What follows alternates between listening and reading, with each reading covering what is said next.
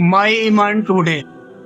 देखिए इस वीडियो के अंदर उलमाओं से मैच करके देखिए, क्योंकि इस्लाम के अंदर हक बिल्कुल साफ साफ है, वाजे है, उसमें कन्फ्यूजन बिल्कुल नहीं होनी चाहिए।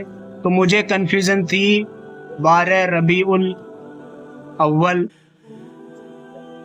पर।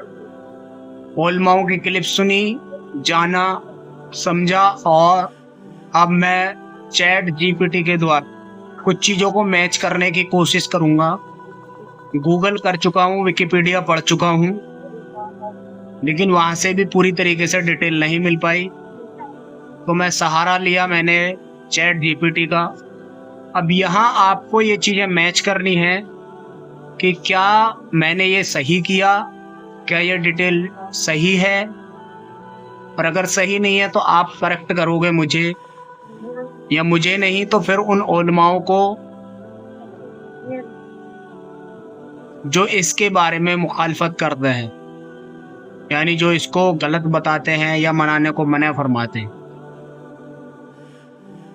यानी उनसे राब्ता किया जाए ताकि उम्मत मुस्लिमा को एक सही इस दिन का जो सही दारमदार है वो मिल सके।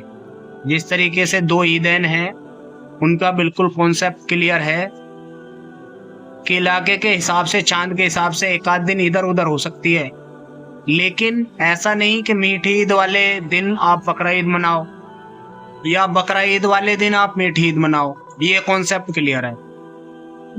10 जिलहिज्जा को बकरा ईद मनाई जाती है तो मनाई जाती है, रमज़ान के बाद ईद आती है तो ईद आती है, यानी कॉन्सेप्ट क्लियर है। लेकिन यहाँ पे 2 लोगों में टकराव होता है। अब वो दोनों बैठ करके इस पे बात करें और इसको क्लियर करें कि क्या सही है, ताकि उम्मत मुस्लिमा को बिल्कुल करेक्ट चीज़ मिल सके और वो कन्फ्यूजन में ना रहे। ये इस बीच पे मैंने क्या किया, यहाँ पे देखिए सवाल मेरा थोड़ा उलट पुलट हो गया है। ये मेरा सवाल यहाँ पे उर्दू में लिखा हुआ है, थोड़ा सा इधर उधर है, आप देख सकते हैं। मैंने यहाँ पे इस तरीके से यह रबीउल अव्वल की पहली तारीख को क्यों मनाया जाता है, इसकी शुरुआत कब हुई और कब से इसे मनाया जाता है, यहाँ पे कब लिख दिया जा रहा है। इस्लामिक विद्वानों यानी इस्लामिक स्कॉलर जो बड़े हैं उनके अनुसार कितने प्रतिशत लोग इसे मनाना उचित मानते हैं और कितने प्रतिशत लोग इसे मनाना अनुचित मानते हैं। इस दिन क्या करना चाहिए, कृपया इस्लामिक यानी दीन इस्लाम के अनुसार सही जानकारी प्रदान करें। अब मैं बढ़ता हूँ चैट जीपीटी की तरफ। तो यहाँ मैं पहले ही ये सवाल कर चुका हूँ। देखिए जो चीज़ वहाँ लिखी हुई थी सेम वही होगी। आंसर मांगा मैंने हिंदी में, ठीक है। तो यहाँ देखिए, ठीक है, मैं आपको इस सवाल का जवाब इस्लामिक हक, कुरान व सही हदीस और उलमा की राय के मुताबिक हिंदी में विस्तार से समझाता हूँ। 12 रबीउल अव्वल क्यों मनाया जाता है? 12 रबीउल अव्वल इस्लामिक तारीख के हिसाब से वह दिन है जब हजरत मोहम्मद सल्लल्लाहु अलैहि वसल्लम का जन्म था। इस महीने में उनका इंतकाल वफात भी हुआ था, यानी यह दिन खुशी और गम दोनों का है। यहाँ पे देखिए पॉइंट 2, 3 और 4, यह कब से शुरू किया गया? नबी सल्लल्लाहु अलैहि वसल्लम और उनके साहबा के ज़माने में मिलाद, जश्न मिलाद, 12 रबीउल अव्वल का त्योहार मनाने का कोई सबूत नहीं मिलता। यह रस्म लगभग 4वीं-5वीं सदी हिजरी, लगभग 900 साल बाद फातिमी हुकूमत मिस्र में शुरू हुई। बाद में यह रिवाज अलग अलग मुल्कों में फैल गया। आज तक कितना टाइम हो गया है? इस्लामिक कैलेंडर के हिसाब से अब लगभग 900 से 1000 साल से लोग इसे अलग अलग तरीके से मना रहे हैं। इस्लामिक स्कॉलर्स के मुताबिक सही या गलत?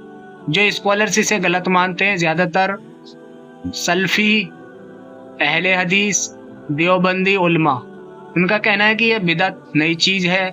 नबी सल्लल्लाहु अलैहि वसल्लम ने, ना साहबा ने, ना ताबईन ने कभी इसे मनाया। इनकी तादाद लगभग 50 से 60% उलमा है। जो स्कॉलर्स इसे जायज़ मानते हैं ज़्यादातर बरेलवी, सूफी, कुछ शाफई उलमा, इनका कहना है कि अगर मिलाद में सिर्फ नबी सल्लल्लाहु अलैहि वसल्लम की सूरत पढ़ी जाए या सीरत पढ़ी जाए, दुरूद पाक पढ़ा जाए और कोई गलत काम न हो तो यह जायज़ है। इनकी तादाद लगभग 40 से 50% उलमा है, यानी इस मसले में उलमा की राय 2 हिस्सों में बटी हुई है। इस दिन क्या करना चाहिए? इस दिन क्या करना चाहिए? इस्लाम की असली शिक्षा के मुताबिक हमेशा नबी सल्लल्लाहु अलैहि वसल्लम पर दुरूद व सलाम पढ़ना चाहिए, सिर्फ एक दिन नहीं। इस बात को समझे कि एक ही दिन के लिए मैटर ना बनाए। उनकी सीरत, जिंदगी, सुन्नतें पढ़कर उन पर अमल करना चाहिए। यानी आप सुन्नतें तो जानते लेकिन उन पर अमल नहीं करते। पॉइंट नंबर ये, गरीबों को खाना खिलाना, नेक काम करना, सदका देना, यह सब हमेशा अफजल है, यानी ये हमेशा करना है। ऐसा नहीं कि एक ही दिन को मुतय्यन कर ले। अगर कोई मिलाद की महफिल करता है तो उसमें गाना बजाना, फिजूल खर्ची, मिली जुली मर्द औरत का बेपर्दा इकट्ठा होना जैसी हराम चीजें नहीं होनी चाहिए। निष्कर्ष क्या निकला? नबी सल्लल्लाहु अलैहि वसल्लम और साहबा के ज़माने में 12 रबीउल अव्वाल मनाना मौजूद नहीं था।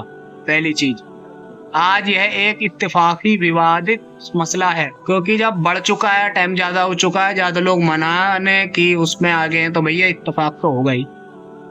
सही तरीका यह है कि नबी सल्लल्लाहु अलैहि वसल्लम की सुन्नत पे अमल करना, उनकी सीरत पढ़ना और दुरूद व सलाम ज़्यादा से ज़्यादा पढ़ना, यही असली जश्न ए मिलाद है। चैट जीपीटी क्या, देखिए आगे चैट जीपीटी क्या बोलते हैं कि क्या आप चाहते हैं कि आपको 12 रबीउल अव्वाल के दिन की सही इस्लामिक अमल लिस्ट, यानी उस दिन क्या करना चाहिए क्या नहीं करना चाहिए, पॉइंट्स में बना कर दे दूं? मैंने बोला ठीक है, हाँ। तो यहाँ पे बोला कि ठीक है, मैं पॉइंट्स में साफ साफ समझ में आए।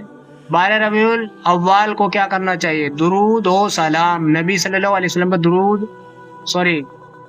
पर ज़्यादा से ज़्यादा दुरूद शरीफ पढ़ना, यह हर वक्त अफजल है, सिर्फ 12 रबीउल अव्वल तक सीमित नहीं है, क्योंकि इसको लोग एक दिन का वो कर लेते हैं। इसलिए सीरत का मुतालबा, अध्ययन, नबी सल्लल्लाहु अलैहि वसल्लम की ज़िंदगी, उनकी सुन्नतें, उनके अखलाक पढ़ना और सुनना, बच्चों और घर वालों को नबी सल्लल्लाहु अलैहि वसल्लम की सिखाई हुई बातें बताना, सदका व खैरात, गरीबों और ज़रूरतमंदों की मदद करना, खाना खिलाना, कपड़े देना, नेक काम करना, नफल इबादत, नफल नमाज पढ़ना, कुरान तिलावत करना, अल्लाह का जिक्र करना, तौबा इस्तगफार, अपने गुनाहों की माफ़ी मांगना और नेक रास्ते पर चलने का इरादा करना। 12 रबीउल अव्वाल को क्या नहीं करना चाहिए? नई इजाद, बिदअत, रस्में, झंडे उठाना, जुलूस निकालना, पटाखे जलाना, नाच गाना करना, फिजूल खर्ची, बेवजह पैसे खर्च करना, दिखावा करना, हराम काम करना, मर्द औरत का बेपर्दा इकट्ठा होना, गाने बजाना और डांस जैसी चीजें, इबादत को सिर्फ एक दिन तक सीमित करना, नबी सल्लल्लाहु अलैहि वसल्लम की याद और दुरूद शरीफ 12 रबीउल अव्वल के लिए नहीं बल्कि पूरी जिंदगी के लिए है। असली हकीकत, नबी सल्लल्लाहु अलैहि वसल्लम का सही जश्न उनकी सुन्नत पर अमल करना है। अगर कोई मिलाद करता है तो सिर्फ कुरान, दुरूद, सीरत और खैरात तक सीमित रखे, गलत चीज़ों से बचे। क्या आप चाहेंगे कि आपको यह एक आसान पोस्टर चार्ट के रूप में बना दूं ताकि आप इसे दूसरों को भी आसानी से समझा सकें?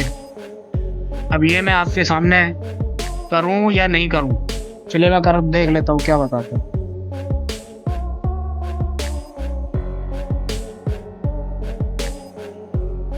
एक चार्ट बना रहा है आपके सामने। देखिए फ्रेंड, यहाँ पे बहुत ही बढ़िया तरीके से एक पोस्ट के द्वारा यहाँ पे समझा दिया गया है।